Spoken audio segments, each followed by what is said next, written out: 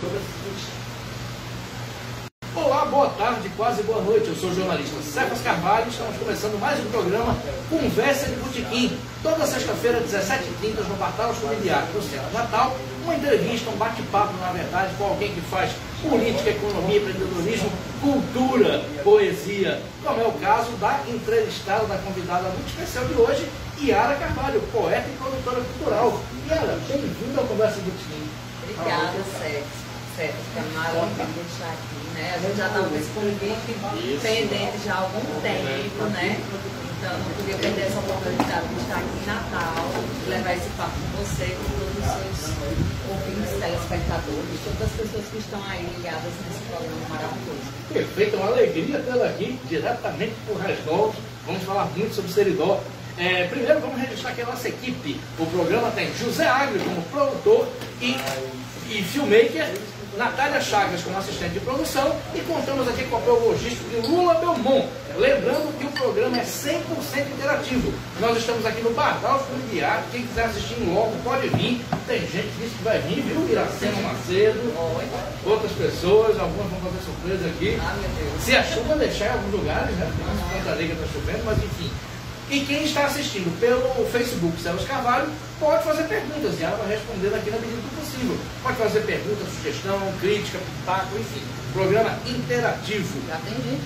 Já tem gente aqui? Sim, já tem gente aqui, inclusive. Escritora, pedagoga Flávia Arruda, João Dantas da Hiper Editora, que é apoiadora do programa. Daqui a pouco eu digo os outros apoiadores aqui. Tem mais gente chegando aqui, todos bem-vindos. Daqui a pouco eu digo todo mundo que está aqui. E vamos para o papo. Tem um monte de perguntas para fazer.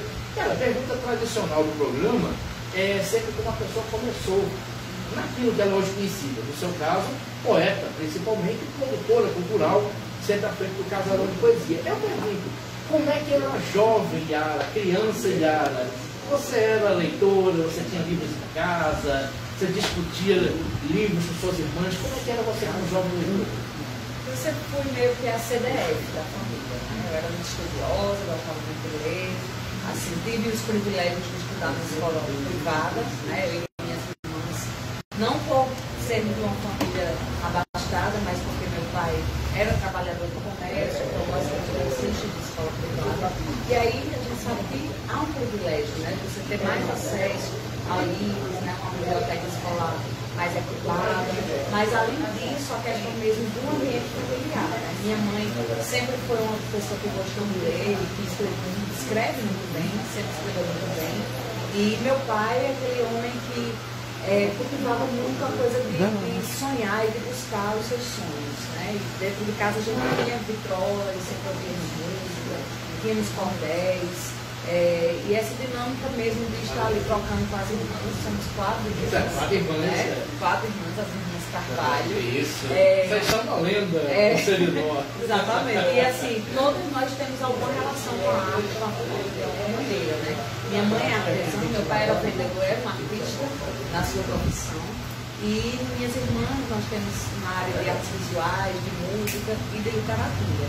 Então, assim, é inegável que o ambiente familiar, o contexto familiar em que a gente foi criado, nos impulsionou muito, né? Então, quando chegou a adolescência, a própria escola havia muito esse incentivo, principalmente para a escola da poesia, né?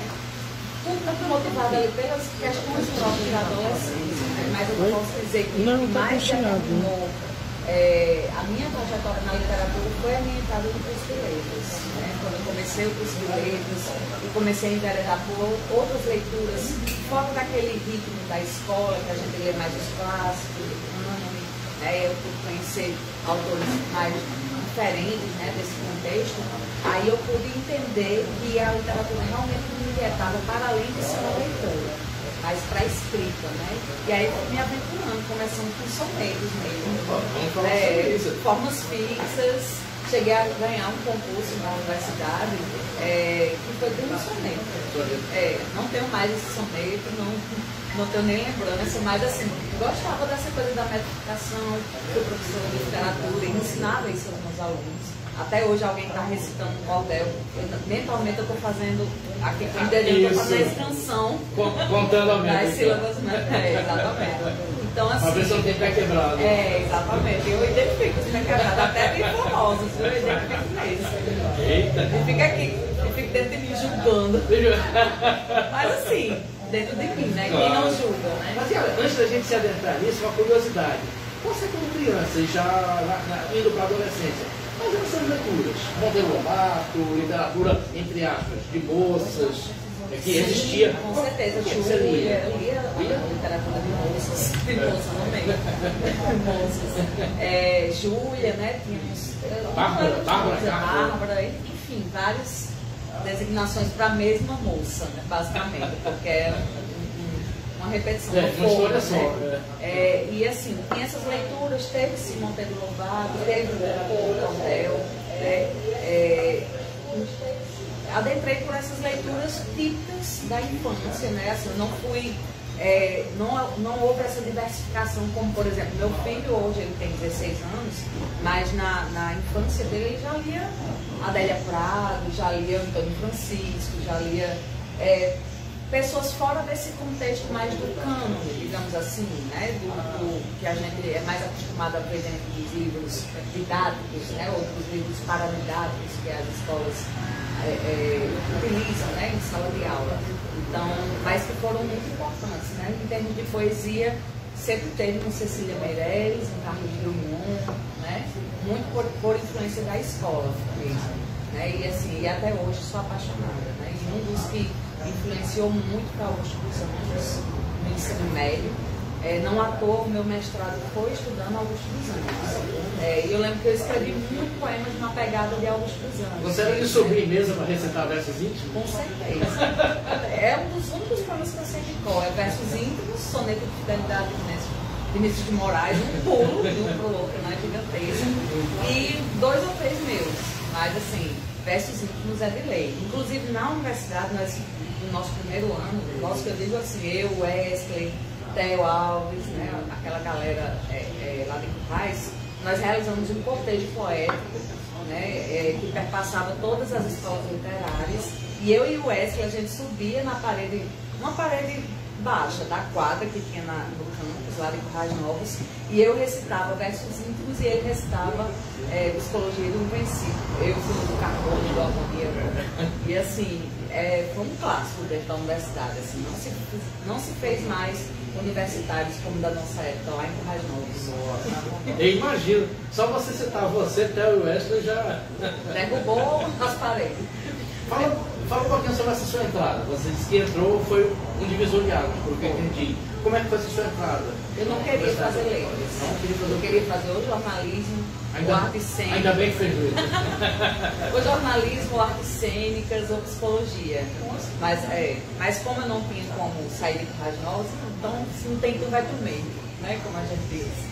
E assim, no começo foi muito difícil, impactante, porque por mais que eu viesse de escola privada, né, tivesse esse privilégio, né, porque naquela época, pelo menos, era diferente. Hoje em dia, as escolas públicas dão de 1000 em escolas privadas, pelo menos lá em Currais Novos.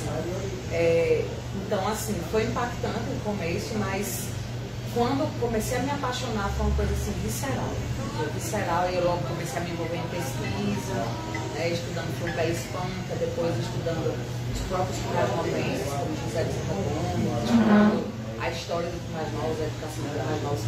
E a gente fazia um movimento diferente na universidade, né? A universidade, o campus de Currais Novos, naquela época, era o quê? Eu entrei em 99, né?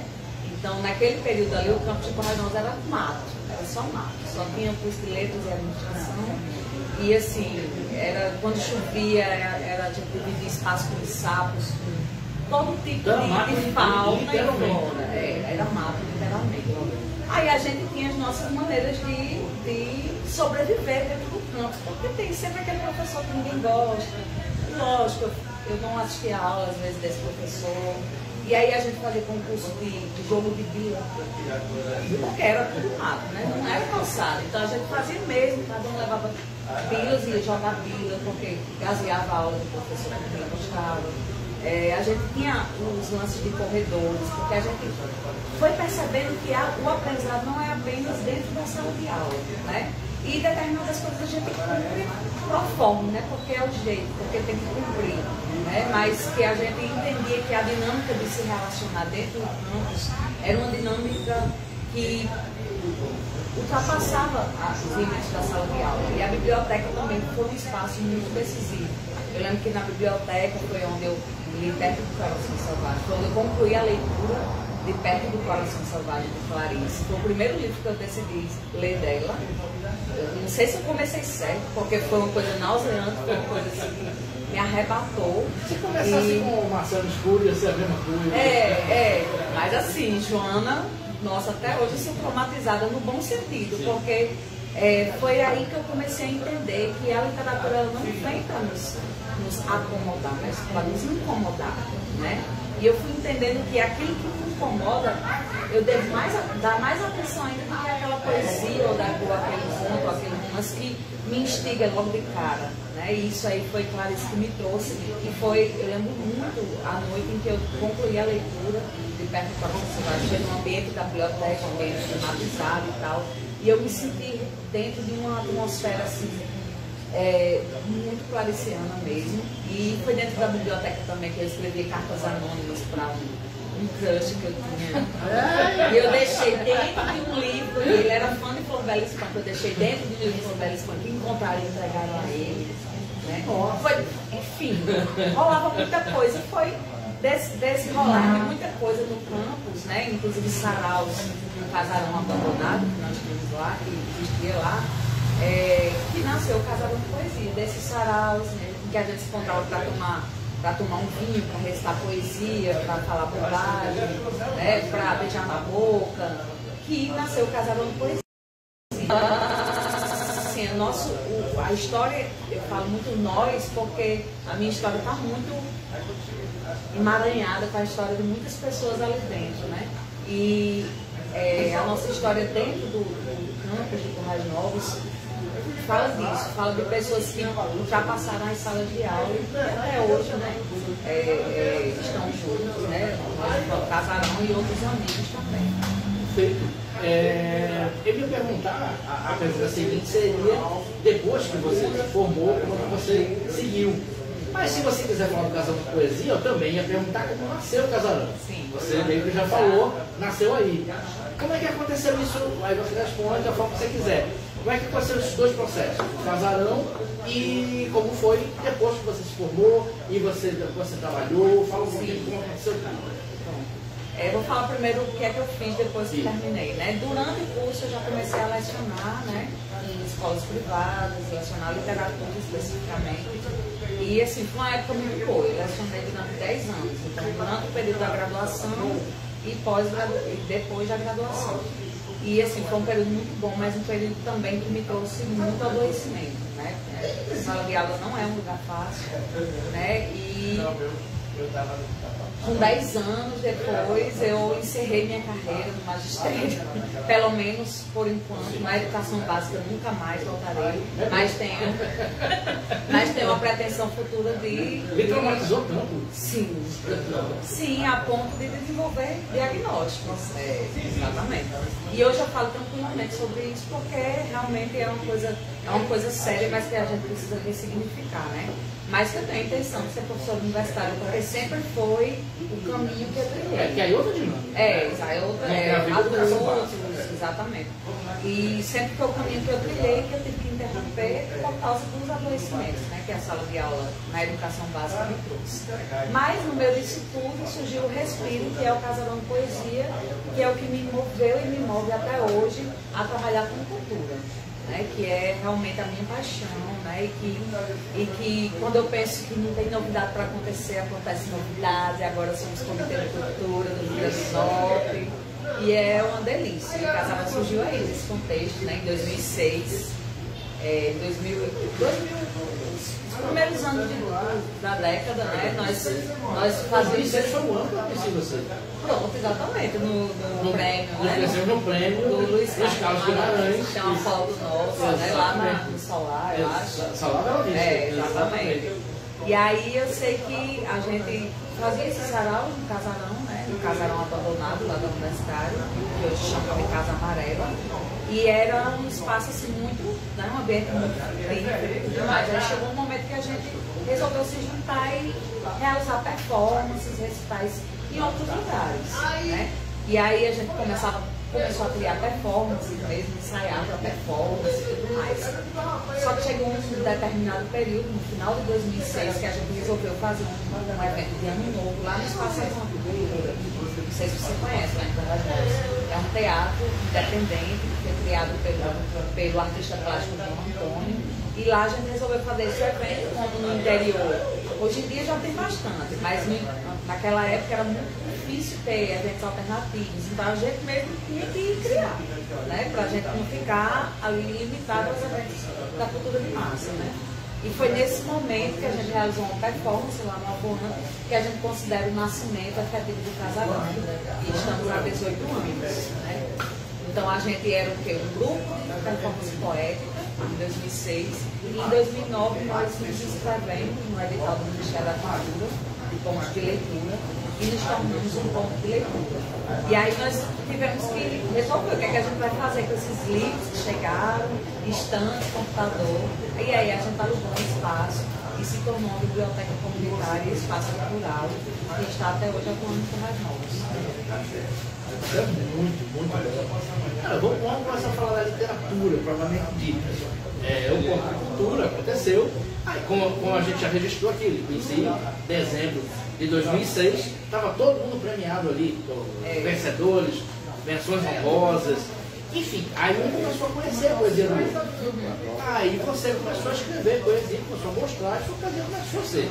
Eu lembro que quando eu ia para eventos literários, com Tasso Costa, Papo Capistrano, todo mundo dizia, tem uma poeta lá de Currais Novos, que era você. Como é que começou essa produção poética sua? De você se ver como poeta e você dizer, vou mostrar minha poesia.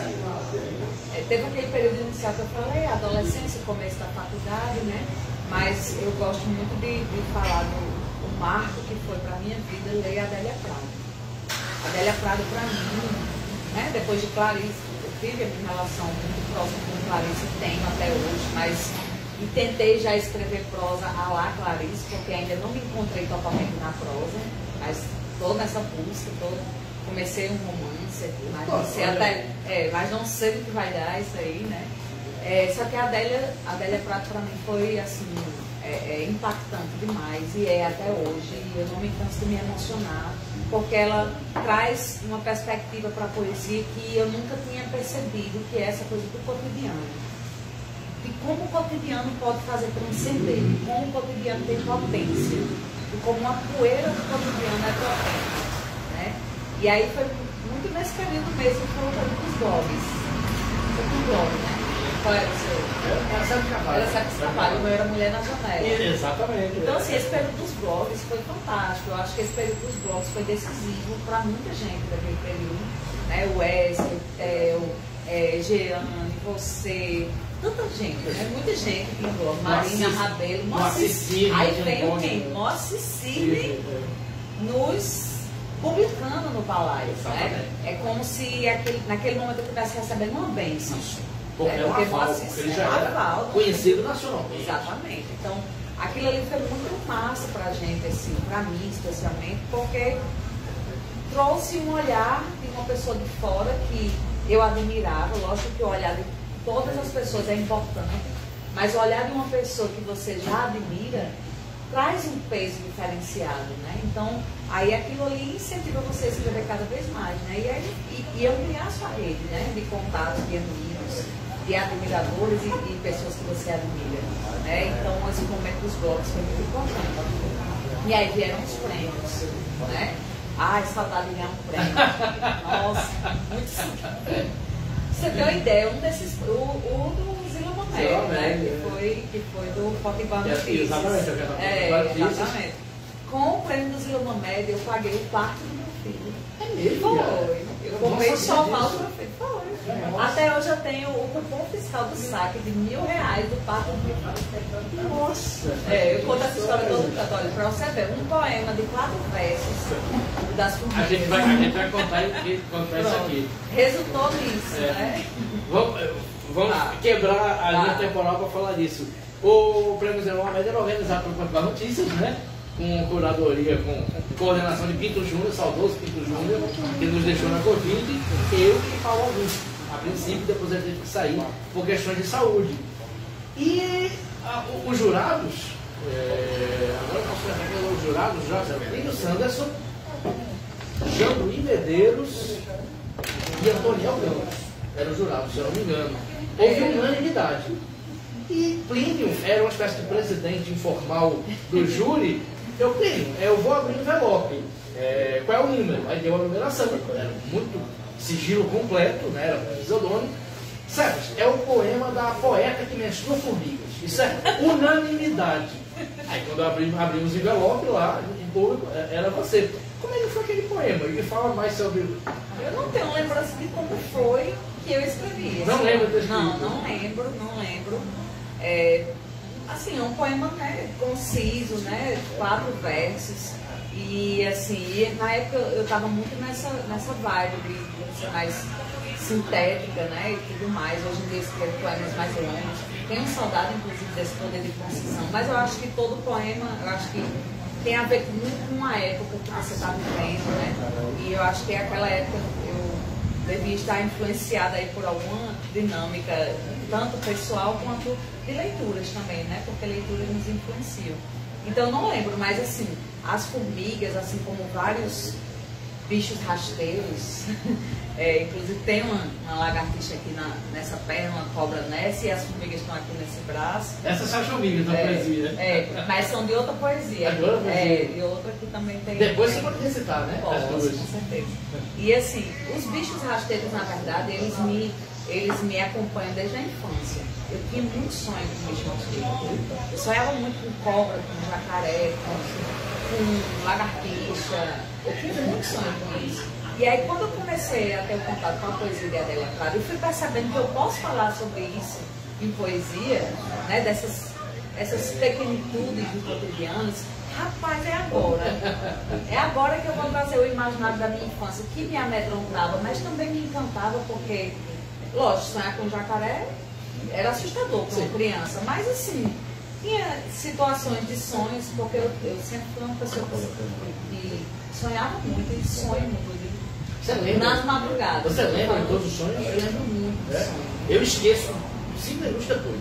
Né? Pois olha, teve uma época que eu tomava um remédio controlado, já entrava nessa parte. Vamos sim. Eu tomava um remédio controlado numa dosagem muito alta, que me dava uns sonhos que você não tem noção. Coisa assim, aí minha médica explicou que é porque eu não entrava no sono totalmente profundo, então tinha muita fragmentação. E aí por isso eu lembrava com detalhes assim, absurdos, sabe? E era fantástico para escrever, mas era assim, uma coisa angustiante, você acordava cansada, né? Mas não tenho mais, hoje o remédio é mais leve. Então, assim, nessa época, na infância, né? Então essa questão dos sonhos me acompanhou muito. E aí, quando eu conheci a poesia de Adélia, aí eu fui percebendo que eu podia explorar. E em relação à infância, por exemplo, que a memória é algo que está muito presente no que eu escrevo, eu devo falar que eu não tenho uma memória boa. Na verdade, o que eu trago para a poesia, que vem da infância, por exemplo, são pequenos resgates de coisas que me contaram. Eu tenho uma memória péssima da minha infância. Péssima que eu digo, não lembro de quase nada. Memória factual, você fala. Isso. Porque tem a memória factual e a afetiva, né? Isso. Não, exatamente, é diferente. A factual, eu tenho um pouco, né? Às vezes eu não sei se é algo que me contaram ou se é algo que realmente eu lembro. Então, o que é que eu fiz? Daquele pouco que eu tenho, eu tento fazer muito como matéria de poesia, porque eu gosto da poesia memorialista, a poesia que traz esse resgate e que traz essas figuras da nossa ancestralidade, ou da nossa infância, né? Essas pessoas que estiveram presentes na nossa formação. Né? E o Milagreiro é muito repleto disso, assim como Meia Porção de Sol também. E é isso. Daí vieram as formigas, vieram outros.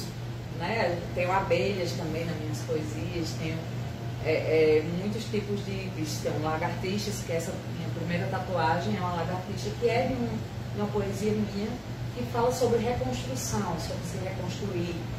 E é isso, as formigas estão aí, o poema das formigas, não sei de onde nasceu exatamente, mas as formigas vêm disso, dos bichos rasteiros. Perfeito. Sua presença em minha vida. Depois vamos para declamações. Tá certo. Mas vamos falar então, a gente vai dar continuidade a todos os assuntos. Mas aí, com as poesias e os prêmios, naquela época tinha mais prêmios, né? O Luiz Carlos Guimarães acabou. O Otoniel Menezes acabou. Inclusive você foi premiado no Otoniel Menezes. Recebeu o prêmio de Adriana. Recebeu o prêmio de Adriana Calcanhoto. Gostei muito do abraço, amiga, mas eu queria os 3 mil reais. Eu sou capricorniana. Assim, abraço eu gosto, abraço, mas assim, né? 3 mil em 2007. É muito dinheiro, 3 mil. Hoje é muito dinheiro ainda. O Luiz Carlos Guimarães também era um bom prêmio. Bom prêmio. Não temos mais tantos prêmios. Aqui no estado a gente não tem mais. Né? E assim, o Zila na média a gente foi acabando por falta de apoio. Aí depois veio a pandemia e Vitor Júnior infelizmente partiu. E realmente os da prefeitura de Natal e do governo do estado acabaram. Cheguei a ganhar um prêmio do Paraná, né, que era o prêmio nacional Helena Collodi, em terceiro lugar. Foi com qual poesia? Poesia Dona Doida. Opa, um trecho dela, acho que não foi nem ela, tem várias falas.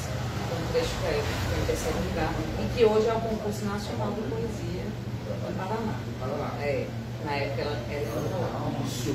Aí como é que foi a conclusão, né, dessas poesias, das premiações, para o primeiro livro, que é o Milagreira? Milagreira. Como é que foi? Tenho muito afeto por esse livro, tenho muita vontade de fazer uma segunda edição. Muita gente cobra, porque eu tenho o quê? Acho que eu tenho uns 2 ou 3 dele, assim, que eu guardo meticulosamente. Isso aqui é meu autografado e ninguém tá. Pois é. E o Milagreira, como o nome diz mesmo, milagre no sentido de me sentir, de comemorar a vida. Né? Eu lembro. Podemos falar de assuntos pesados, né? Podemos. Estou no boteco, mulher. Estou no boteco, né? Daqui a pouco começa a chorar. Pode também. Gostamos. Vamos lá. Não, Milagreira foi em 2011, né? E justamente falei dos adoecimentos, da educação, né? Sala de aula. E daí, durante esse período, eu desenvolvi o diagnóstico de transtorno bipolar, né? Que é uma herança genética da minha família. Na minha família tem bipolares e tripolares. Tem bipolares e tripolares. E aí, assim, não é obrigado que se desenvolva um diagnóstico, né? Porque você tem a herança genética, né? Tanto que minhas irmãs, até agora, estão ilesas, né? Pelo menos não tem um laudo, não, mas estão ilesas até agora. Então, nesse período, realmente, desenvolvi o diagnóstico e foi um período da intensidade, né? Do diagnóstico. Hoje em dia, convivo tranquilamente, nem me lembro. Eu me lembro de uma situação como essa. Enfim, ou quando acaba o remédio, aí eu lembro, né? Nessas horas eu lembro. Mas, assim, e Milagreira, eu lembro muito de uma das situações de crise. Eu lembro que um dos pedidos que eu fiz é que Dona Doida viesse ao mundo. Que eu me sinto essa Dona Doida, tanto no sentido pesado da palavra, né, mas principalmente no sentido de ser uma pessoa fora do padrão, né? Fora do padrão por um diagnóstico, mas sobretudo pelo jeito de viver a vida, de não se importar com o que estão falando, né, de fazer as coisas dentro da minha própria métrica. Né? E Milagreira veio depois do auge do diagnóstico, de receber um diagnóstico e aceitar e transfigurar um diagnóstico num livro. Né? Não em poesia, porque as poesias já vieram de antes, e lógico que muito da intensidade que eu já tinha, e que muitas vezes eu não consigo, uma intensidade positiva e também negativa, e que eu não sabia dar um nome para essa intensidade, muito dessa intensidade eu já vivia antes, e claro, afetava relacionamentos, afetava trabalho, afetava várias questões, e uma das formas dessa intensidade vir à tona era e é ainda hoje através da poesia. E aí por isso que eu quis que nascesse Milagreira. Né? Eu sou essa Milagreira, porque eu decidi resistir e continuar e ficar em pé. E Milagreira nasceu disso. E a capa do livro é uma ilustração da minha irmã, Elina Carvalho, irmã mais velha, que tem essa arte linda, hoje em dia ela não olha. Aí, que e assim, é um livro que é muito precioso para mim, porque traz várias versões de Yara, né? É um livro que eu faço uma divisão que começa mesmo do nascimento, mexe com a coisa da família, né? A minha relação com a escrita, a minha relação com meu filho, mas principalmente minha relação comigo mesma, enquanto mulher, enquanto ser humano, enquanto pessoa cheia de conflitos, desejos, cheia de anseios, de sonhos. E é esse, Milagreira. A gente percebe que tem um conceito, né? Não foi... Como você sentiu a recepção aqui? No meu universo literário aqui em Natal, foi muito bem recebido. As pessoas gostaram muito. Qual foi a percepção que você teve, Yara? Até hoje a percepção que eu tenho, eu acho que na época eu não vou saber direito a percepção, porque 2011, eu gosto de dizer que de 2010 a 2013, eu não tenho quase memória, justamente porque era o início do tratamento que eu estava vivenciando. Né? Então, assim, foi uma euforia o lançamento, eu lembro dos dias e tudo mais, só que eu não tenho uma memória para te relatar de como foi, porque eu tenho um lapso temporal na minha mente.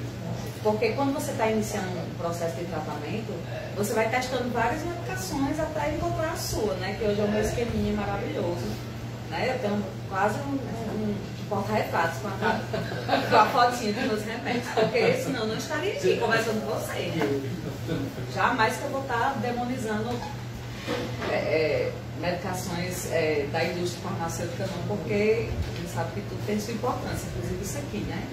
Mas assim, eu não tenho essa memória, só que até hoje o que me chega é sempre uma pessoa. Só falta um milagreiro, eu não tenho um milagreiro. Você ainda tem um milagreiro? Teve uma época que eu estava numa necessidade financeira tão grande, quem nunca, né? Foi no período da pandemia, né? E eu estava para vender 2 milagreiros, que eu tenho 3. Então o meu eu tenho mais 2. Eu guardo assim, um dia eu tô tipo A. Né? Vai que eu dou um milagreiro e me dá um beijo. Né? Então assim, é um negócio que é de barganha, né? Sim. Eu estava quase vendendo, mas alguma coisa me salvou de fazer isso e tá lá guardadinho. E sempre chega esse retorno, né? De alguém que tem pessoas que têm poemas de milagreiro tatuados, né? E é muito massa isso. Uma é minha irmã, que não vale muito, mas vale, que é Luma Carvalho. Ela tatuou um verso sobre o seridó. E esse mesmo verso o rapaz também tatuou, que é o seridó me movediça. Que é um poema que eu gosto muito, que é: a areia é clara do seridó me movediça, de sereia a Alissa. E que virou uma música de Wesley Gama. Né? Inclusive o Wesley Gama, que é também do Casarão, é meu ex-marido, pai do meu filho, ele musicou muitos poemas de Milagreira, né? E ontem, no lançamento do comitê, que nós tivemos lá no PC Sol, as músicas que ele tocou, a maioria eram do primeiro disco dele, que é um disco chamado Seridolendas, que é uma parte do meu livro relacionado ao seridó. E aí eu sempre digo, fazer o quê? Você musicou poemas de várias pessoas, mas os melhores que você musicou são os meus, porque é do primeiro disco. É diferente. Porque é diferente, gente. Desculpa. Mas, inclusive, Lísia Condé esteve em estúdio esses dias gravando, não tem nada a ver com o meu livro, mas gravando uma música de Wesley que é de um poema do Marisa Castro. A coisa mais linda do mundo.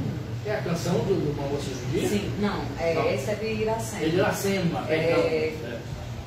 Estou esquecendo o nome. Fala, a verdade aproxima-se, olha-me. Não sou a mulher que se joga da janela. Eu estava escutando o Wesley. Não, Nectar. Pronto. Ela está gravando. Ela gravando.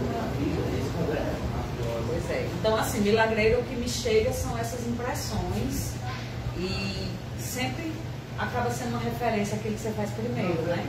E gera um padrão para os próximos. Lógico que cada um vai ter o seu perfil. Saraivada também tem muitas impressões, assim, porque foi um livro que teve uma tiragem maior, eu acho que ele foi mais divulgado, talvez, e trata de questões de saúde mental muito fortemente, e eu acho que ele também traz esse impacto por isso, né? E Milagreiro também traz essas questões, mas não de forma tão escancarada quanto Saraivada. Perfeito. Pode declamar uma ou duas poesias do Milagreira antes da gente começar a levada? Posso sim, com certeza. O que eu mais gosto do Milagreira são os poemas relacionados à infância mesmo, né? A familiares, ao seridó. Aí quando o Wesley faz as músicas dos meus poemas, eu não consigo mais recitar meus poemas, porque eu quero cantar. Mas é isso, né? Então, são muito assim. Eu gosto muito desse, que é para minha mãe. Que diz assim: na malha fria dos anos passadiços, maninha costurou uma toalha de mesa bordada de azuis num recanto muito íntimo, espalhada em doçura, com néctar de frutas pintadas em modo vazado. Todo fim de tarde, maninha organizava silenciosamente o ritual todo passivo e todo secreto. A poeira em átomo desfeita, a broa feito borra de alimento, o mel circuncidado, o jogo de luz entre as telhas, a jarra, e o zunir incandioso da água se fartando numa caneca de água. Nossa! Muito bonito. E olha, vamos passar a Saraivada. Saraivada eu separei para trazer, para a gente mostrar.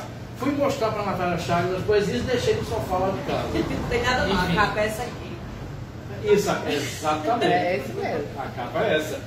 Mas foi o processo Saraivada. O Saraivada tem mais poesias. Para um livro de poesias ele é bastante longo.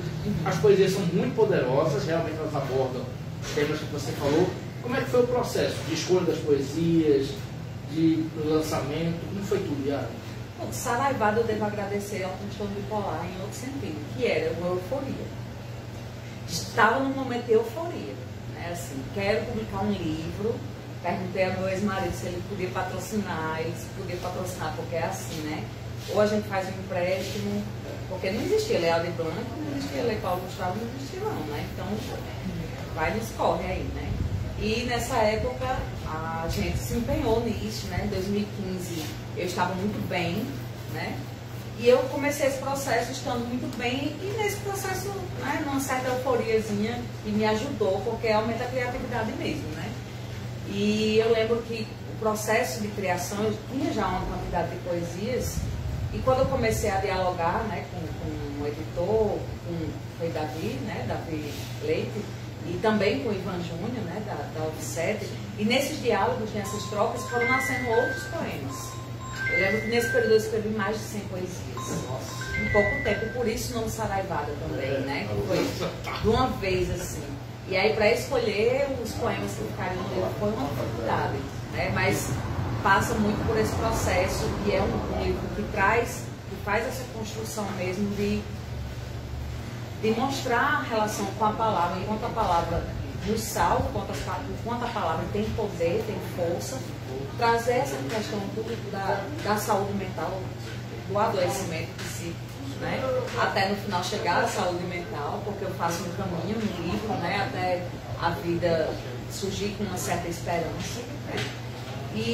Mas é um livro que eu diria que a poesia que o define, né? em todas as suas contradições, é justamente a vibe dessa questão do diagnóstico, porque o nome do poema é Ursa Bipolar. Né? Que é bem conhecido. Um dos poucos poemas que eu também sei de cor e que ambienta bem o livro, né? Porque é alguém que está ali hibernando, mas que está em processo de sempre renascer, de alguma maneira, né? Então, de alguma maneira eu sempre trago algum discurso de esperança. Eu não sou... Porque eu sou assim, eu sou uma pessoa que enxerga que o mundo tem as suas mazelas, que eu mesmo tenho as minhas próprias mazelas, mas eu sigo nessa reconstrução, porque o recomeço é parte essencial de mim. E é diário, né? E é diário, é de todos nós. Isso, exatamente. Não existe um processo de recomeço e perfeição. Recomeço sempre, né?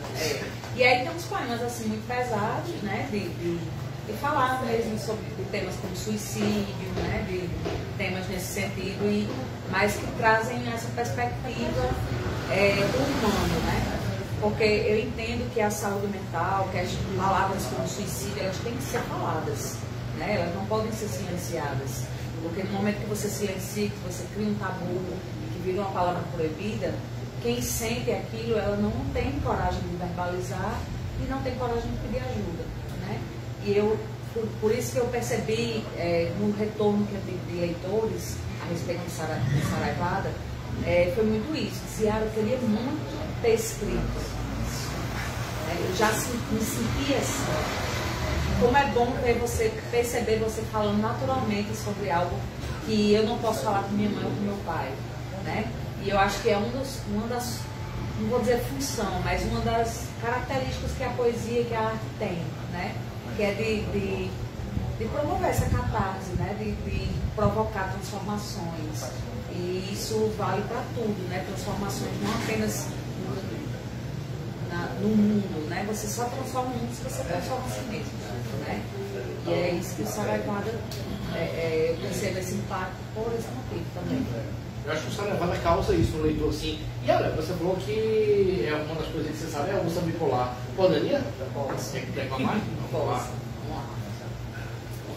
Já fui mais intensa, mais humana. Nem saudade tenho de ser aquela outra que pula nas lembranças. Hiberno porque ouso. Nem todos entendem a beleza de ocultar-se, saber-se desaparecida entre moídos do dia e as coisas miúdas da gente.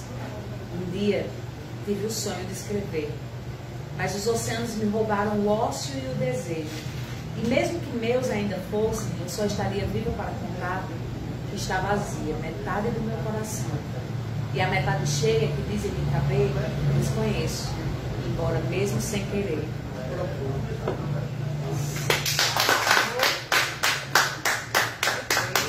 Muito bonita. Ursa bipolar que está Saraivada. Nós temos aqui Dedé Carnaúba. Yara é grandiosa, artista, ativista, projetista cultural e muito mais coisas. Valeu, obrigada, Dedé. Valeu, Dedé. E uma pergunta da nossa produtora, Natália Chagas. Até que ponto você acredita que muitos artistas, poetas, músicos, etc., foram confundidos com os ditos loucos da sociedade? Boa pergunta. Quantos loucos da sociedade não eram poetas e nem sabiam, porque não tiveram. Exatamente. Pois é, com certeza, porque a gente vive em contextos, seja aqui em Natal, em Currais Novos, em que sempre tem aquelas figuras que são marginalizadas, né? Aquelas figuras que a gente já conhece, fulano é assim. Fulano chega no lugar, a gente já sabe o que vai fazer, já sabe como vai se comportar. E muitas vezes o que tem ali dentro é um artista pulsando, que pelas condições da precariedade da vida, né, dos preconceitos, né, que certamente tem algum transtorno mental, que eu acho que a pessoa que não tiver hoje um transtorno mental, tem algo errado, né? Eu acho que o certo parece que é ter um transtorno mental, né? Porque assim, uma pessoa que está sobrevivendo nesse mundo de hoje sem ter nenhum transtorno mental, tem alguma coisa errada, né? Então assim, muitas vezes a pessoa que tem um transtorno mental, mas não tem a oportunidade de se tratar, não tem a oportunidade de ter uma vida digna, né, em termos mesmo materiais, de se alimentar, enfim. Essa pessoa, lógico, a condição mental vai precarizando mais ainda o seu comportamento, o seu modo de se relacionar, o seu modo de ter o sustento, e aquilo ali vai estereotipando a pessoa, né? Então hoje eu tenho muita tranquilidade em falar sobre isso, porque tive muitos privilégios de ter uma rede de apoio, de ter, na época, meu marido, né, Wesley, que era meu marido na época, uma pessoa que me apoiou incondicionalmente, né, o pai do meu filho e até hoje é meu amigo, faz parte do Casado de Poesia, não apenas ele, mas toda a minha família. Tive um apoio, uma rede de apoio incrível, né, passei por muitos problemas, muitas dificuldades no sentido de lidar com os meus próprios demônios, né, e eles continuam aqui, eles vão me acompanhar, porque acompanham a todos nós, né? Só que a sociedade insiste em defender que apenas a pessoa com um laudo, um diagnóstico, é que tem os seus demônios, mas todos nós temos. A questão é que não é todo mundo que se fragiliza porque não tem determinadas situações que lhe amparem, né? Então, assim, as pessoas têm cada um o seu privilégio e outras não. Então, diante disso é que umas pessoas desenvolvem alguma questão ou não, né? Mas todos nós temos nossos demônios, né? Eu levo meu para passear de tardezinha. É isso, é tratando assim, né? A gente vai convivendo, né? E muitas dessas pessoas são incompreendidas por esse motivo, né? Porque não tiveram a chance de serem estimuladas naquele de criatividade que possuem, né? Então, acho que é Hermógenes que diz: Deus me livre de ser normal, né? É uma frase mais ou menos assim, porque a normalidade é uma coisa chata, a normalidade é uma coisa que não cria, que não faz nascer nada na normalidade. Não flui, né? A pessoa que é fora do padrão, né, ela tem um nível de criatividade diferente. Lógico que o sofrimento que isso causa, né, se você não tiver os cuidados necessários, é muito maior. Eu lembro que eu dizia muito em épocas de muitos problemas de estar em desequilíbrio, eu dizia: eu prefiro 1000 vezes ser uma pessoa normal, ser uma pessoa comum, né, acordar e buscar, sei lá, fazer café, ter um cotidiano simples, não pensar demais, porque pensar demais machuca, pensar demais faz a gente sofrer, né? E se a gente não tiver o cuidado, faz a gente desenvolver alguma questão que você tem ali, talvez, né, já ali correndo no seu sangue, como é o meu caso. Então, é isso, os loucos, os ditos loucos, muitas vezes são o quê? São poetas que não conseguiram florescer. Louco é quem diz. Exato, que louco não é é. quem diz e não é feliz. Eu sou feliz. Isso do café tem a ver com hoje eu não vou fazer café?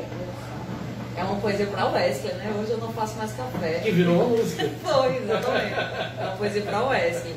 Hoje eu não faço mais café. Deixa, vou querer cantar, né? Mas pode não cantar. Não, pelo amor de Deus, vocês não merecem. Tá, pode cantar. Não, Chico. Não, a poesia diz: hoje não faço mais café. Deixo que a flama do dia pequena me encarcere em diagnóstico do amor de agora. Deixo o tempo do amor me levar ao... Não ciso roupas, não talho leite, não passo a limpo. Deixo o tempo do amor me levar ao infinito. É um tipo de amor que foge do padrão. Olha, eu consegui. É porque eu acho que ele tirou uns versos desse, né? Não me pagou. Tirou uns versos e não me pagou o cachê. Ué, já apresentou essa música no MPB, se não me engano. Foi. Eu tava lá. Foi. Na primeira fila, no lugar que mesmo. foi. Exatamente. Cara, vamos falar do terceiro livro. Meia Porção de Sol. Que é esse daqui. Meia Porção de Sol. Fala sobre o processo desse. Esse, na sua avaliação, autoavaliação, como é a pegada dele, o conceito em relação ao Saraivada e ao Milagreira, como é que você vê o seu próprio livro?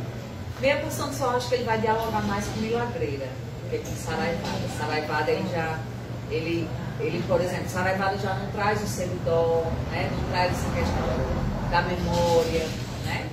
E aí, por isso que talvez Meia Porção de Sol e Milagreira sejam os meus preferidos.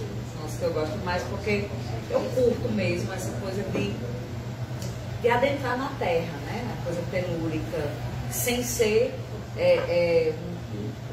o telurismo uma questão idealizante, sem fazer uma crítica ao meu lugar, né? Mas Meia Porção de Sol pressupõe que existe a meia porção de lua também, né? E ela vai estar presente no livro, tanto o sol quanto a lua. E eu já posso lá recitar a poesia? Pode, claro. Eu gosto de algumas poesias aqui especiais. Eu gosto muito sim. Essa poesia é bem triste, mas assim, tem muita coisa que eu faço que é muito triste. Mas é isso, gente, é da vida, né? Mas que fala muito disso que eu estava falando, das memórias que eu não tenho da infância, né? E aí vai, de alguma maneira, contextualiza isso.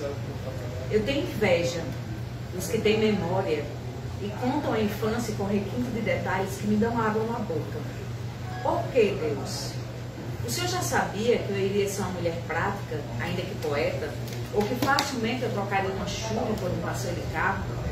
Imaginava que eu não seria eterna como os bichos e que nem toda criança entraria no meu reino dos céus? Por acaso o senhor sabia, Deus, que eu esqueceria de rezar por tantas noites, ou que usaria sem pudor temperos industrializados no alimento que tão esmeradamente nos ocultou?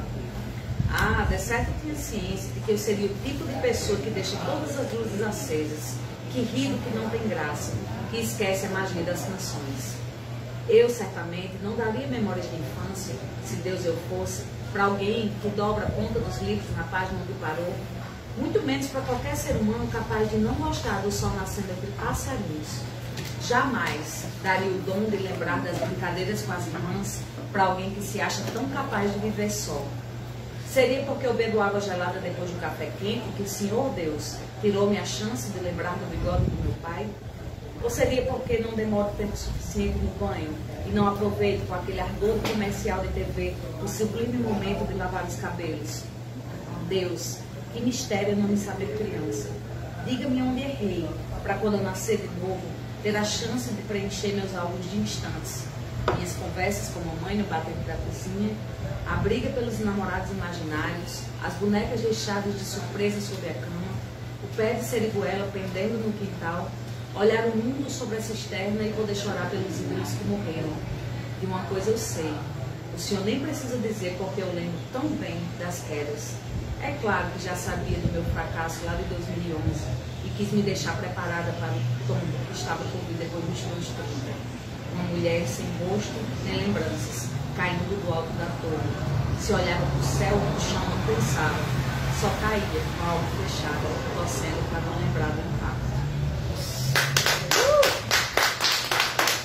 Porque me emociona muito. É muito forte essa coisa. Porque assim, o pouco de memórias que eu tenho da infância eu trago.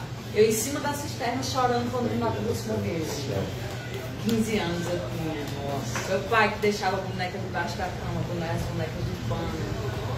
Enfim, mamãe conversando com a gente lá dentro da cozinha. E tudo que eu sou aí, não me achar que eu gosto de viver sozinha, mas tenho minhas irmãs, mas sou uma solitária. E o fracasso de 2011, que é isso, 2011, o auge de tudo. Nossa. Mas é uma poesia que define muita coisa de Minha Porção de Sol, mas não apenas essa. Sim. É um livro que ressignifica também muita coisa, sabe? E que traz temáticas também que eu não costumo abordar, por exemplo. Eu não sou de trazer uma poesia mais engajada, por exemplo, mas nesse eu já me aventurei um pouco com uma crítica a questão mesmo do homem, do comportamento do homem, né? De como é o homem na questão doméstica mesmo, né? Do relacionamento. E não é algo que eu costumo abordar e fui me aventurando um pouquinho mais aí. Perfeito. Um comentário aqui de Laura Nunes. Sou fã da poeta. Inteligente, talentosa, subversiva, intensa e plural. Ai, obrigada, Laura. Maravilhosa.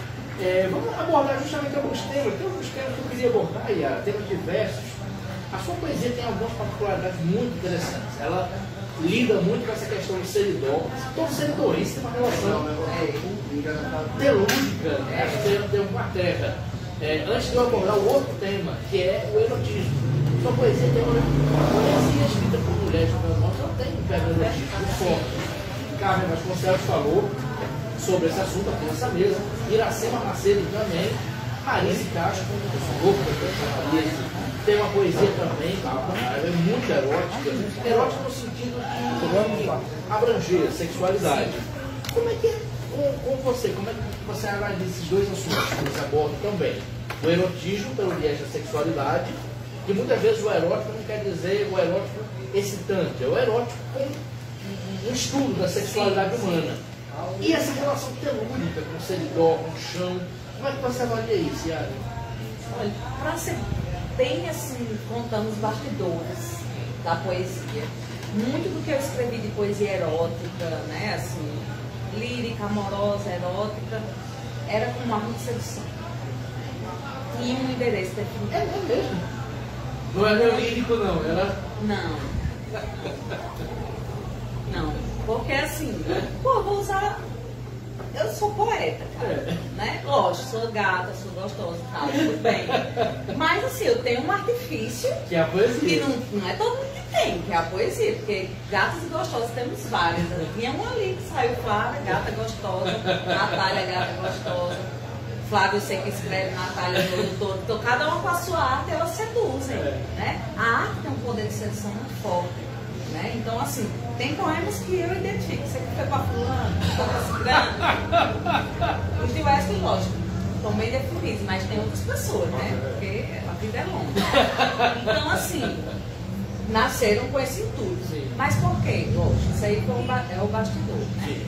Mas é muito isso do poder, né? O poder que a palavra tem e, sobretudo, o erotismo como uma força mesmo, uma questão política mesmo, uma questão política e estética, especialmente, né? Porque política, porque com a palavra eu posso dizer o que eu quiser e posso ser o que eu quiser, mesmo que a sociedade me recrimine, mesmo que a sociedade ache que eu não deveria estar fazendo aquilo ali, que não é um comportamento para uma mulher séria, uma mulher que é mãe de família, uma mulher que é do interior, né, que é mais conservador e tudo mais. Então, isso é político, né? É você, para além de feminismos liberais, que eu não sou da vibe do feminismo liberal, né? Embora eu goste de dançar, de me expor, inclusive já viralizei por causa disso. Mas, assim, eu acho que tem a ver com um posicionamento político, com mostrar que a liberdade é algo que é inerente a qualquer ser humano, né? E o meu corpo é meu, né? E eu acho que é um debate que essa semana está em voga de forma assim, massiva, sobre como a mulher tem que cada vez mais reafirmar o poder sobre o seu corpo. Quando a gente pensa que o feminismo liberal deve ser rechaçado porque é aquela coisa só do meu corpo e minhas regras, a gente pensa que avançou e na verdade não avançou, porque continuamos tendo que defender que é meu corpo e minhas regras, sim. Mas não é apenas isso, né? É considerar todos os contextos, todos os recortes, né? E tudo mais. E por uma questão estética, né? De trabalho com a linguagem, né? De colocar o corpo para além das possibilidades materiais, né? E isso, o erotismo dá essa possibilidade, né? Das aberturas, das fissuras, das protuberâncias, de tudo que o corpo e tudo que o corpo causa, né? Nos momentos de entrelace, a poesia traz isso em potência. E isso esteticamente é muito forte, muito significativo, né? E aí, tudo isso resvala em quê? Em identificação. Por quê? Porque as pessoas têm o tabu de falar sobre isso. Né? Então, por que o erotismo chama tanto atenção? Porque as pessoas têm dificuldade em falar a respeito. Né? Então, quando encontra alguém que fala sobre isso, as pessoas se identificam. Brilha os olhos, eu queria ter escrito. Né? Só que quando a gente vai analisar, por exemplo, se eu for analisar todos os poemas dos livros aqui, a maioria vai ser sobre coisa triste, não sobre erotismo. Né? Mas o que é que mais chama a atenção é justamente isso. Também pelo fato de ser uma mulher escrevendo. Né? De ser uma mulher que não tem pudor em falar, que tem mel correndo nas veias, né? Que sou livre, uma substância sem dimensões e com bastante mel entre os lábios. Né? Então, que não tem pudor de falar essas coisas, mesmo às vezes de forma mais direta, às vezes de forma mais metafórica, mas que está ali determinado. Perfeito. E a questão do seridó? Eu sou fascinado como os seridoenses falam, têm esse amor pela terra. Eu não vejo em outras regiões. Mossoró é um país, mas os mossorenses têm uma relação mitômana com Mossoró. E eu estou dizendo isso no lado bom, é um elogio. Mas os seridoenses têm uma relação telúrica, uma relação de terra mesmo. Como é que funciona isso, Yara? Como é que o seridó impacta a sua poesia? Nossa, impacta muito. E assim, mesmo compreendendo todas as questões do lugar, os problemas, porque a gente sabe que todo lugar, todo contexto tem suas problemáticas, né? De avanços, de retrocessos, de várias questões, do próprio pensamento conservador, que é muito presente, né, no seridó. Mas assim, o seridó é algo que é muito forte em mim e na maioria dos seridóenses, porque a gente percebe uma identidade particular, única, né? E tem a ver com a questão climática, tem a ver com a questão, enfim, das paisagens, mas principalmente da paisagem humana do seridó, né? E eu acho que isso vem de outras épocas, essa paisagem humana veio se construindo e esse sentimento, essa sensação de pertencimento foi se aflorando, né? Foi se estreitando. E aí vem os próprios antecessores, né? José Bezerra Gomes, que foi uma figura incrível, né? Que fez uma literatura muito à frente da época dele, né? À frente da época dele, não. Concatenada com a época dele, né? Porque ele escrevia poesias que dialogavam com Oswald de Andrade, ele, um cara lá no interior, aqui no interior do Rio Grande do Norte, né? Mas ligado no que estava acontecendo, o modernismo e tudo mais, e além disso os romances, né? Então, ter essas figuras como inspiração, assim como Zila Mamede, que apesar de ter nascido na Paraíba, mas se considerava potiguar, né? A gente considera potiguar, e teve sua infância em Rajós. Então, não tem como ignorar todos esses antecessores, além de Luiz Carlos Guimarães também, né? Então, assim, eu acho que para Currais Novos, especificamente, eu como Currais Novense, me inspiro muito nessas figuras, né? Mas principalmente a coisa do cotidiano dentro do meu lugar, né? E aí quando vem a Adélia Prado, que me mostra que o cotidiano é poesia, e aí eu olho com os olhos ainda mais encantados, com mais possibilidade de enxergar a potência do meu lugar como matéria poética, né? Então eu acho que tem isso, né? Tem essa coisa da paisagem humana mesmo, da paisagem social que atravessa o Seridó e que acaba contagiando quem vive lá, percebendo as nuances, as diferenças daquele lugar. Perfeito. O que tem na água do Seridó que gera tantos poetas? Não A gente já tocou você, o Wesley já citado aqui, Theo Alves, que é um poeta maravilhoso, escritor, tem livros de crônica, romance, livro de contos maravilhoso, porque ele Terrano do Cão. Aí você pega Jane Araújo, Nélia Cari, Humberto Emanuel, Luma Carvalho, sua irmã, Ana de Santana, Adélia Daniele, a gente poderia citar mais. Mama Frei, isso. Muita gente. O que tem na água do Seridó? Qual é o segredo lá? Pois é, alguma coisa acontece. Alguma coisa acontece no meu Seridó. Mas tem realmente muita galera contemporânea assim, que tem feito uma poesia que, por mais que traga Seridó, né, tem essa marca, muitos se escrevem sobre Seridó, outros não, mas o principal é que ultrapassa as fronteiras do Seridó. E bastante. Exatamente, porque é uma poesia que pode ser lida em qualquer lugar, né? Então, assim, muitos desses poetas trazem essa característica de ser seridoense, mas não se limitam a ser Seridó, né? E isso aqui é a peculiaridade, né? Então, eu não sei o que tem nessa água, só sei que está rolando. E eu acho que tem muita coisa ainda boa para vir por aí, tem uma geração nova surgindo. Ainda tem isso. Exatamente. E esses nomes que eu citei já são consolidados.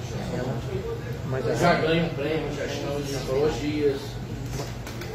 Mas entrega aberta? E olha, ainda sobre essas questões todas, como a Laura falou aqui, outras pessoas falaram, você tem essa marca, você falou isso, você é intensa, você é visceral, subversiva. Como é que você percebe isso das pessoas? Como é que os homens percebem isso? Opa, obrigado, Águio. Obrigada. Os homens entendem isso da forma que você quer que entendam, os leitores entendem da forma que você quer que entenda. Porque as pessoas hoje parece que é uma dificuldade. Por mais que a gente esteja evoluindo tecnologicamente, parece que nunca foi tão difícil se comunicar hoje. Então, como é que você, como poeta, como mulher, percebe, tem essa percepção sobre você? Como assim os homens entendem? Não precisa existir. Os homens, os internautas, Sim. Outros, eu até escrevi sobre isso no Saiba Mais. Sim. Muitas mulheres se incomodam com a receptividade errada Sim. que os homens têm diante de poesia, de um texto, de uma foto. Inclusive, uma poeta bota uma foto, o homem já vai paquerar. Eu até comentei isso em Saiba Mais. Como poeta também, às vezes você escreve uma poesia que não se sente necessariamente você. Às vezes é você, mas às vezes é o seu eu lírico. Exato. Qual é a sua percepção sobre isso? Assim, eu acho que antes eu me incomodava mais, assim, porque, por exemplo, eu postava uma poesia, antigamente eu falava muito, eu me expunha muito nessa questão de saúde mental, eu escrevia textão no Facebook, quando eu andava pelo Facebook, como é que tá lá as coisas? Ele não tá morno. Os meus filhos dizem que o Facebook é coisa de 50 anos. Pois é. A nova geração chega nem perto do Facebook. Pois é. Aí eu escrevia muito textão, aí muita gente se identificava e tudo mais. Aí quando eu postava poesia triste, e que eu não estava triste, né? Porque é o lírico, né? Muitas vezes o quê? Eu preciso estar bem para escrever com base em sensações que eu já tive, não que eu estou tendo naquele momento. Porque quando a pessoa está triste, eu pelo menos, eu vou dormir. É melhor eu dormir e apagar para não... Do que escrever poesia. Exatamente. Então, assim, muitas vezes o que é que eu escrevi uma poesia mais triste e alguém vinha, você está precisando de alguma coisa? Não, amigo. É o lírico. É culpa do lírico, isso aí. Da mesma forma com relação à poesia erótica, né? Se eu posto uma poesia erótica ou uma foto, né, mais sensual e tudo mais, lógico, chove no privado, né? Alguma coisa.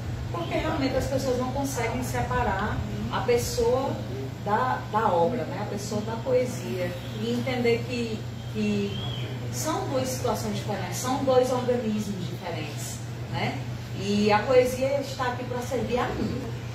O que você entendeu, né? Eu acho que, lógico que a gente escreve, a gente quer ser lido, mas antes de tudo, a arte, eu acredito que isso é bem geral, surge como uma necessidade pessoal, né? Então, eu quero escrever primeiramente para mim, né? Se aquilo chegar a alguém e tocar uma pessoa e reverberar de maneira bacana, positiva, que a pessoa se identificou, que a pessoa, né, se torna um leitor a partir daí, maravilha. Mas o que eu quero é me bastar, entendeu?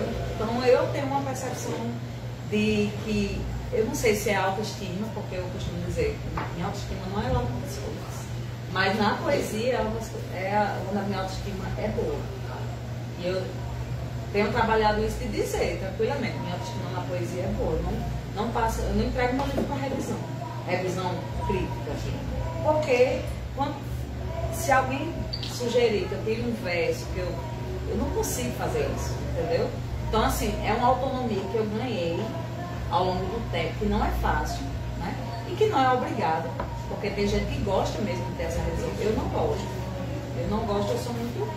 Eu acho que se para eu chegar numa grande editora, a editora precisar limar o que eu escrevo, eu prefiro ficar, né, assim, nas pequenas produções, nas produções mais singelas, vamos chamar de pequenas, mas é algo que realmente me basta. Eu preciso escrever para mim, em primeiro lugar. Né? Aí como vai ser interpretado, lógico, sempre vai ter alguém que vai interpretar da sua forma particular, né? Mas é isso, eu acho que é o risco que a gente corre e tá tudo certo. Eu acho que tá valendo e é importante não se incomodar também com isso, né? Deixar livre, porque é isso, é liberdade mesmo. Perfeito. Então, abre produção, já temos 1h, é isso? 1h10. 1h10? Água de chocalho. Assim que é bom. Mas nós temos mais algumas perguntas. Lembrando, quem quiser fazer pergunta para a Yara, pode fazer aqui o programa interativo. Saudar aqui Carlos Eduardo Fernandes Amorim, empresário, que junto com a Aline e Juliette, o primeiro casal formado pela Conversa Botequim. Hoje ela não está não, Ai, Conversa Botequim, forma casal. Forma casal. Eu entrevistei a Aline e Juliette, suplente vereadora e advogada. Também arrumado mais, a pessoa não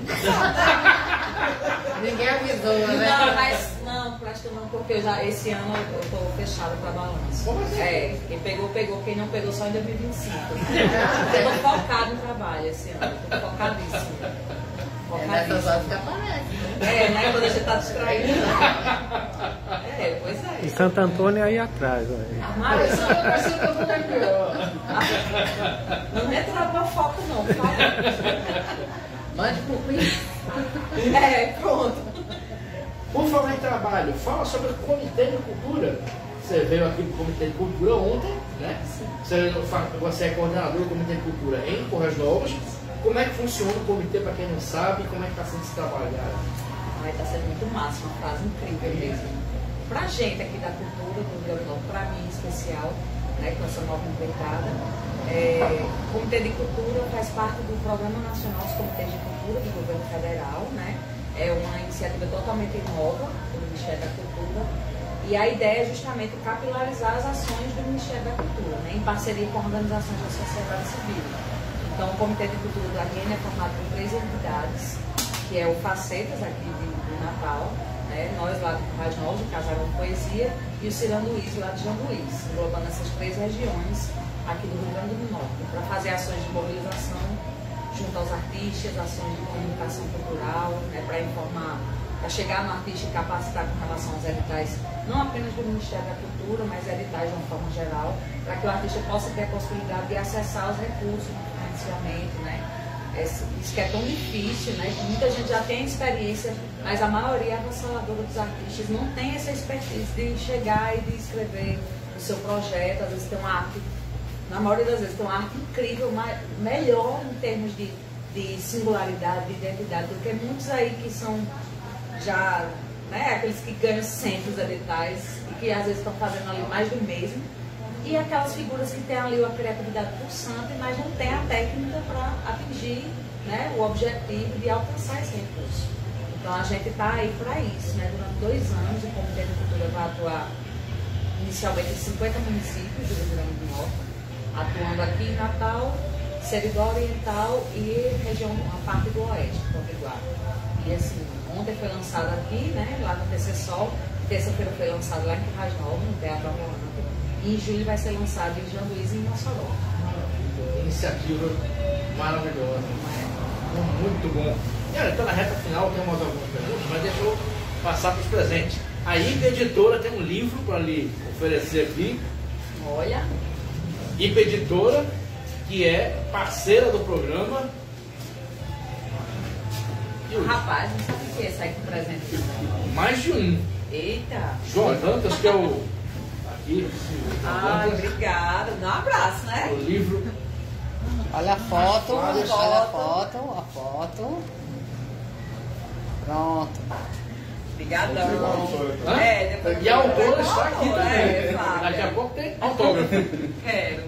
E outro apoiador do programa, Cachaçaria Morim, lhe ofereceu uma cachaça matuta. Aqui.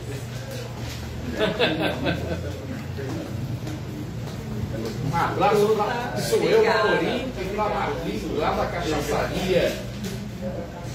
E era reta final do programa, por mim eu ficava conversando até 11 da noite. Mas depois a conversa continua nos bastidores. Isso, depois é em off. Chama pro povo vir pra cá. Pois é, vem pra cá. E tem gente que mandou mensagem dizendo que vem daqui a pouco. E Tem show de Cíntia? Tem show de Cíntia daqui a pouco. Aqui, Cíntia canta daqui a pouco. Massa. E você já falou do Comitê de Cultura, mas projetos literários. Você falou que está escrevendo romance, mas além do romance e além do que você só insinuou, quais são os seus projetos literários para esse segundo semestre? Não sei se vai para esse segundo semestre. Eu não consigo me direcionar para vários lugares ao mesmo tempo, né? Então, como eu estou muito focada no trabalho, estou sentindo falta de poder me dedicar mais à literatura, e é algo que eu quero ter como meta mais uma vez, né? Porque realmente o cotidiano vai, né, nos absorvendo de tal maneira que a gente vai deixando algo que é primordial para a gente um pouco de lado. E para mim, a literatura é a coisa mais importante que existe. Porque se eu não escrever, eu não me sinto só, mesmo assim. Porque eu sei que está aqui. Eu tenho um filho que é incrível, chamado Iago.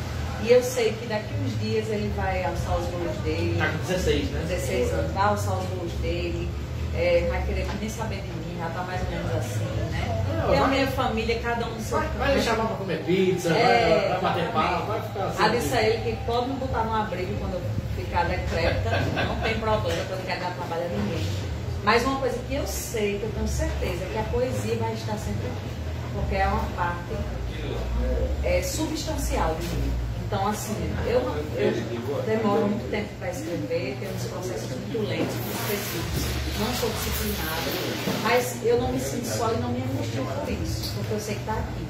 Eu me angustio sim por não poder me dedicar tanto quanto eu gostaria, sinto que eu estou deixando passar muito tempo, quero retomar, e tenho esse projeto de romance, e agora eu entendo que romance já é uma outra pegada, que já exige uma dedicação diferente, porque é poesia, né? Mas também tem um projeto para poesia, mas nada para esse ano. Um processo lento, tentando construir algum tipo de rotina, ver se eu mudo essa minha característica um pouco, para que eu possa também não deixar um período uma lacuna tão grande entre um livro e outro, e possa também acessar recursos que venham a fomentar, a trazer ao mundo um livro visualmente mais complexo em termos de... Porque isso aqui foi com a Leal de Blanc, então é um livro super simples. Foi com a Leal de Blanc, a Leal municipal. Então foi com pouco recurso. Eu tenho vontade de fazer um livro com ilustrações, um livro com a capa, um capricho diferente, que possa dar um gosto maior na gente que lê. Então eu tenho essa vontade. Você falou em Aldir Blanc.